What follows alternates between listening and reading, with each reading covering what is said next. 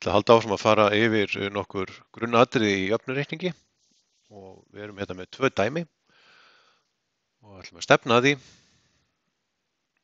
að láta svarið okkar enda hérna x er jafnt og svo einhver ein tala. Það sem við viljum þó gera er að fækka tölunum sem liggja í kringum x eða eru sem sagt með x hérna vinstra megin í þessari jöfnu. Við myndum þá byrja á því að skilja 2x eftir hérna vinstra megin. Þá þurfum við að færa þennan þrist. Hann er í deilingu og þegar við færum deilingatölu sem er undir striki yfir í afturmerki þá fer sú tala yfir í margföldun. Þannig að fyrsta skrefið okkar væri þá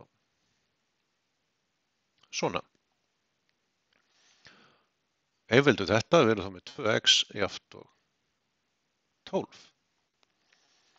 Næsta skref er þá að fjarlægja þennan tvist héðan. Og hann er í margföldun svona, en fer þá yfir í deilingu undir strik. 12 er hérna á sínum stað og við færum tvistinn undir og erum þá komið með x er jafnt og 12 deilt með 2. Og 12 deilt með 2 er 6 og þá er þetta okkar lokasvar hér. Á svipaðan hátt hugsum við hérna í næsta dæmi.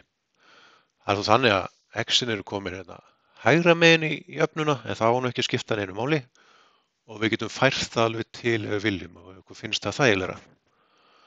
En við skulum þá byrja á að fækka þessum tölum sem eru með x-inu hérna hægra megin. Og byrjum þá að færa 5-una undan striki, höldum 30 á sínum stað.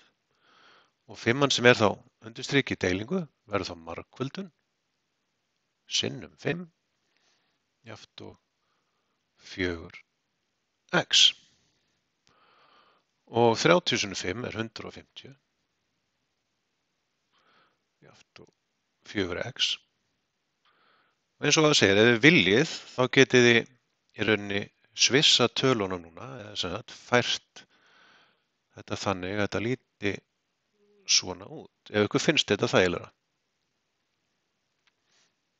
Það þarf ekki, en mörgum finnst það þægilegra og það er á meðal mér. Höldum það áfram, við erum með margföldunatölu hérna sem er 4, hann 4 sinnum x. Við ætlum að skilja x okkar eftir, jafnt og 150 deilt með 4. Þannig að x okkar í lokin er þá x er jafnt og 150 deilt með 4 sem er þá 37,5.